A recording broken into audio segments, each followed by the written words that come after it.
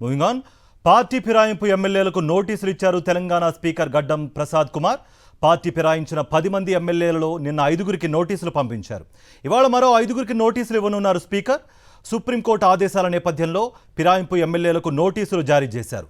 Speaker నోటీసులతో ఫిరాయింపు ఎమ్మెల్యేలు ఏం చేస్తారనే దానిపై సస్పెన్స్ నెలకొంది.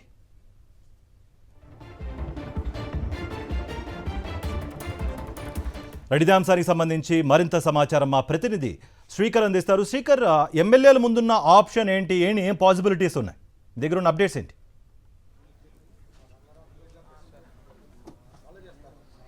ఎస్ కార్తిక్, బీఆర్ఎస్ పార్టీలో గెలిచి కాంగ్రెస్ పార్టీలోకి వెళ్ళినటువంటి పార్టీ ఫిరాయింపు ఎమ్మెల్యేలకు గత నెల 25వ తేదీన బీఆర్ఎస్ పార్టీ వేసినటువంటి పిటిషన్ నేపథ్యంలో సుప్రీంకోర్టు స్పీకర్కి ఒక వినతి ఇచ్చింది.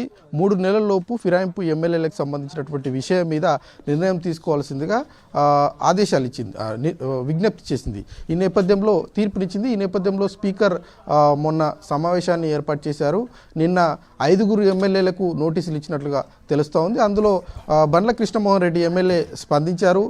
స్పీకర్ ఇచ్చినటువంటి నోటీసులు అందాయి, మేము సమాధానం చెప్తాము అన్నట్లుగానే ఆయన చెప్పారు. ఇక దాంతోపాటు మిగతా 4 కూడా స్పందించాల్సి ఉంది. ఇక మిగతా 5గురికి ఈరోజు కానీ రేపు కానీ నోటీసులు ఇచ్చేటువంటి అవకాశాలు ఉన్నాయి. అయితే అధికారికంగా మాత్రం అసెంబ్లీ రికార్డుల్లో మాత్రం వాళ్ళు పార్టీ మారినటువంటి అంశంలో లీగల్గా బీఆర్ఎస్ పార్టీలోనే ఉన్నట్లుగా అసెంబ్లీ రికార్డులు చెప్తున్నటువంటి పరిస్థితులు. ఇక ఫిరాయింపులకు సంబంధించినటువంటి విషయంలో ఎవరైతే 10 మంది ఎమ్మెల్యేలు ఉన్నారో ఆ ఎమ్మెల్యేలు ఏ పార్టీలో ఉన్నారు అన్నటువంటి అంశం మీద అధికారికంగా వాళ్ళు ఎక్కడా కూడా ప్రకటన చేయలేదు.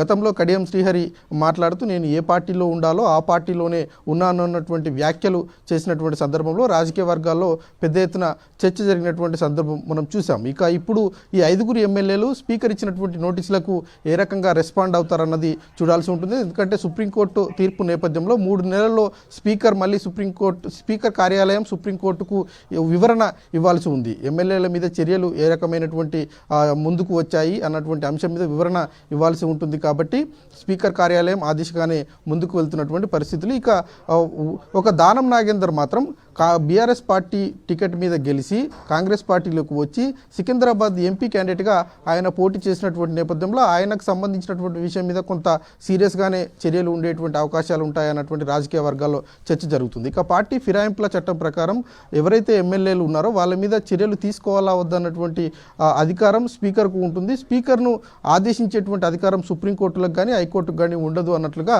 అసెంబ్లీకి సంబంధించినటువంటి అధికారులు చెప్తున్నటువంటి పరిస్థితులు ఉన్నాయి. కాబట్టి స్పీకర్ ఇచ్చినటువంటి నోటీసుల్లో ఏముంది అన్నటువంటి విషయం మీద ఇంకా ఎమ్మెల్యేలు స్పందించలేదు. అట్లాగే స్పీకర్ నోటీసులకు ఎమ్మెల్యేలు ఎలా స్పందిస్తారు, ఎమ్మెల్యేలు ఇచ్చినటువంటి సమాధానానికి స్పీకర్ కార్యాలయం నుంచి మళ్ళీ సుప్రీంకోర్టుకు ఏ రకమైనటువంటి వివరణ వెళ్తుంది అన్నది చూడాల్సి ఉంటుంది. కార్తీక్. రైట్ శేఖర్.